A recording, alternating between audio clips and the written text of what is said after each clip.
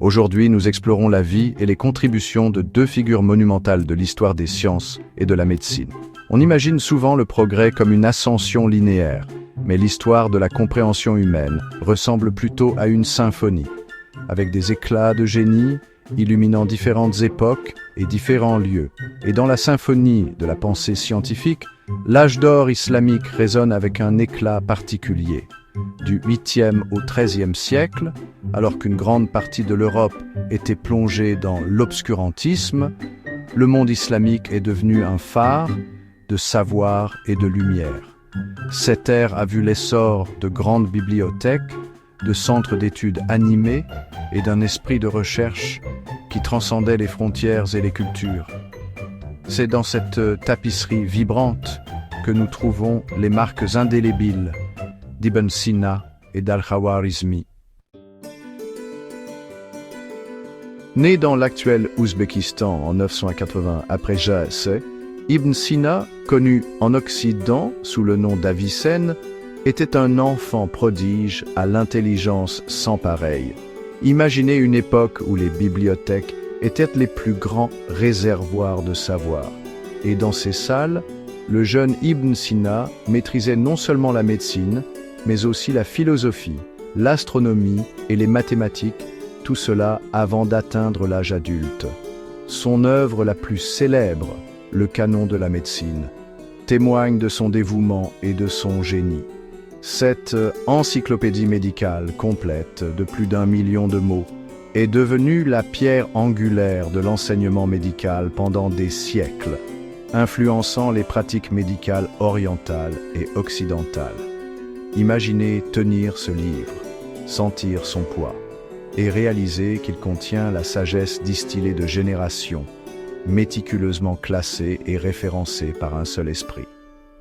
Dans ces pages, Ibn Sina a exploré le diagnostic et le traitement des maladies, les propriétés des plantes médicinales et l'importance de l'hygiène et d'un mode de vie équilibré, des concepts bien en avance sur son temps.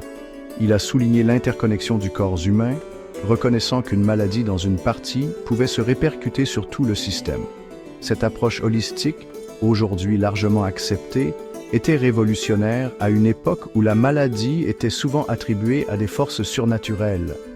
L'influence d'Ibn Sina s'est étendue bien au-delà du canon.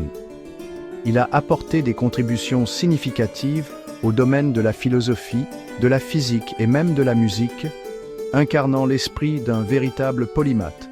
Ses écrits, traduits en de nombreuses langues, sont devenus des textes essentiels dans les universités de toute l'Europe, consolidant sa place de figure incontournable de l'histoire de la médecine et de la pensée humaine. Tandis qu'Ibn Sina révolutionnait le monde de la médecine à travers la vaste étendue de l'âge d'or islamique, un autre esprit brillant déchiffrait le langage du cosmos par les mathématiques. Il s'agit de Muhammad ibn Musa al-Khwarizmi, né dans l'actuel Ouzbékistan vers 780 après Jéqsé. Imaginez un ciel flamboyant d'étoiles, chacune une piqûre d'épingles célestes dans la vaste tapisserie cosmique. Al-Khawarizmi, poussé par une insatiable curiosité pour comprendre l'univers, a consacré sa vie à démêler la danse complexe des nombres qui régissaient le ciel et la terre. Son héritage le plus durable réside dans le domaine de l'algèbre, un mot dérivé du titre de son œuvre révolutionnaire Kitab al-Jabr, signifiant le livre abrégé sur le calcul par la restauration et la comparaison. Dans ce texte fondateur, Al-Khawarizmi a introduit le concept révolutionnaire de résolution d'équations par une approche systématique, jetant les bases de ce que nous connaissons aujourd'hui sous le nom d'algèbre. Il a présenté un monde où l'inconnu, représenté par un X, pouvait être dévoilé par une série d'étapes logiques, comme un détective mathématique rassemblant des indices. Cela a marqué un changement de paradigme dans la pensée mathématique, passant de méthodes purement géométriques à un système plus abstrait et plus puissant. Mais les contributions d'Al-Khawarizmi ne s'arrêtent pas là. Il a joué un rôle essentiel dans l'introduction du système de numération indo-arabe dans le monde islamique. le système même que nous utilisons aujourd'hui. Imaginez l'élégance et l'efficacité de ces chiffres, remplaçant les chiffres romains encombrants, rendant possible des calculs complexes et ouvrant la voie à des progrès en astronomie, en ingénierie et dans le commerce. Ces travaux sur les tables astronomiques, s'inspirant de sources grecques et indiennes, ont encore renforcé sa réputation de grand érudit de son temps. Ces tables, contenant des calculs précis des mouvements planétaires, étaient des outils essentiels pour la navigation, le chronométrage et la compréhension de l'horlogerie céleste.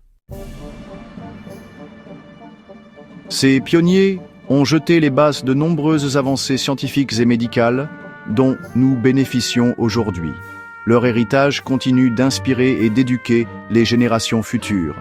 Alors que nous sommes au seuil de nouvelles découvertes, il est important de se souvenir de ceux qui nous ont précédés, qui ont osé questionner, explorer et éclairer le chemin de la connaissance humaine. Ibn Sina et Al-Khawarizmi représentent les plus hauts idéaux de la recherche intellectuelle, nous rappelant que la quête du savoir transcende les frontières et le temps.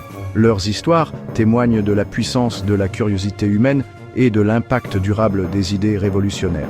L'âge d'or islamique nous rappelle avec force que le progrès n'est pas toujours linéaire et que l'intelligence peut s'épanouir dans des lieux et des époques inattendues. En tant qu'héritier de ce riche héritage, il est de notre responsabilité de nourrir l'esprit de recherche, de célébrer l'interconnexion des savoirs et de continuer à repousser les limites de la compréhension humaine.